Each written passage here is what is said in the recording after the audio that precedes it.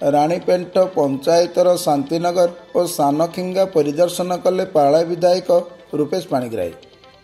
गजपति जिला सदर महकुमा पालाखेमुंडी निकट तथा काशीनगर ब्लॉक अंतर्गत राणीपेंटा ग्राम पंचायतर शांतिनगर और सानखिंगा ग्राम परिदर्शन करिसेंती पाला विधायक श्री रूपेश पाणिग्राही। उक्त अंचल रे समस्या नहीं बारंबार अभियोग आसुथिया बेले आज शुक्रवार पूर्वाह्न 10टा बेले दुई गाँव को जाई लोकंक सह आलोचना करथिले।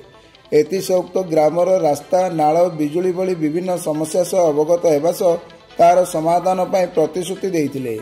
या पर अपराह्न भुवनेश्वर जाई पंचायत राज और पानीय जल जोगाण मंत्री श्री रवि नारायण नायक को भेटी उक्त प्रसंग विषय आलोचना करिथिबा सूचना रही।